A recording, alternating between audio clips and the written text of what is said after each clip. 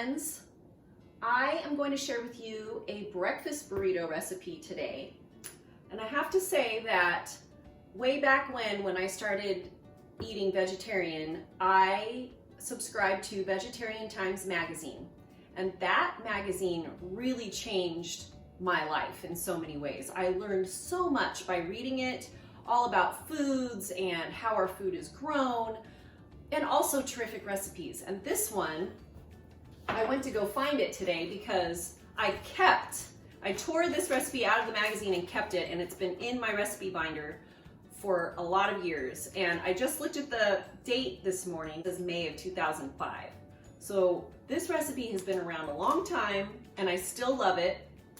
I love it because it's fun to put it all together the night before, and then you let it sit in the fridge, and then you bake it the next morning. And it's great when you have guests over. I've done this several times when we've had people stay with us, and it's just so great to be able to get up in the morning and put it in the oven and have breakfast ready whenever we're ready for it. My friend Nathan probably ate half the pan the last time he stayed with us. So anyway, I'm excited to share this oldie but goodie with you today.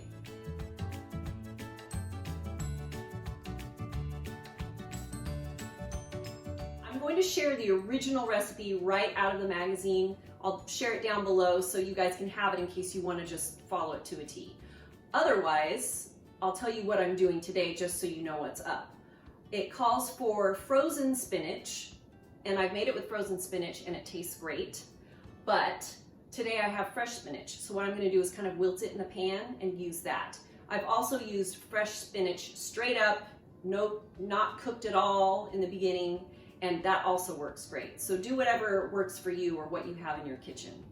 The other thing is it calls for bell peppers, and I'm not really eating bell peppers right now, so I have mushrooms, and I'm going to use those instead. It also calls for Monterey Jack cheese. They're breakfast burritos, so you could use cheddar, mozzarella. Today I happen to have a big block of Dubliner cheese, so I'm going to use that. We love cheeses with a lot of flavor. It also calls for milk, and today I'm going to use almond milk, unsweetened. Make sure your milk is unsweetened if you're going to go plant-based. I've used regular milk and all kinds of different nut milks, and they all work great. And then the last thing is flour. There's like, I don't know, like a tablespoon of flour in it or something, and I'm going to use white rice flour to make it gluten-free. And then my tortillas are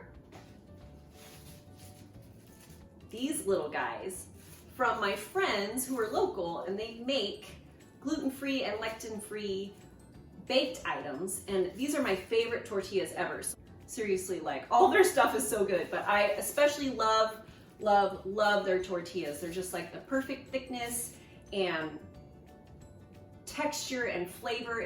They're just really good. So I'm probably gonna warm them up a little bit in the pan before I fill them and fold them, and I'll show you how you can do that if you want.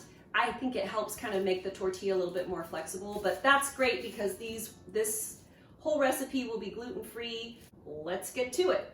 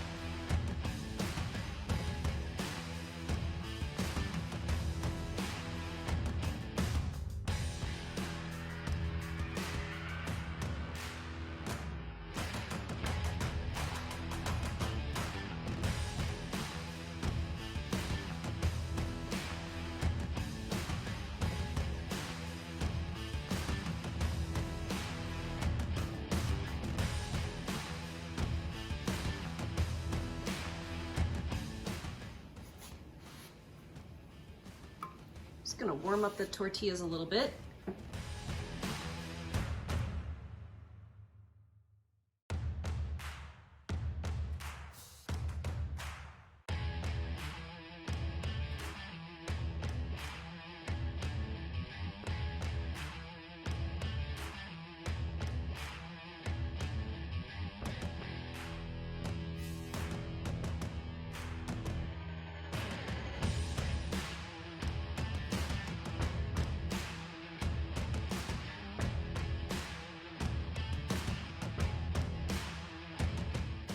Depending on what size of tortillas you'll be using, that will determine how many you can fit in a pan. These smaller tortillas, I can fit 8.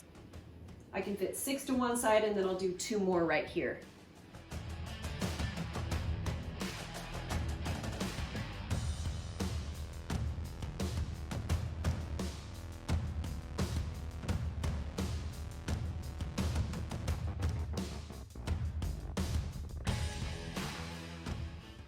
This stuff right here, dill. This recipe calls for 2 tablespoons of fresh dill. I don't have any fresh dill, but I do have lots of dried dill. I think this is what gives this recipe a unique flavor. Like, I would never think to put dill in breakfast burritos. This really adds like an interesting flavor, and I think that's part of the reason why they're so good. I also like to sprinkle a little bit on top when we serve them with some sour cream and avocado slices.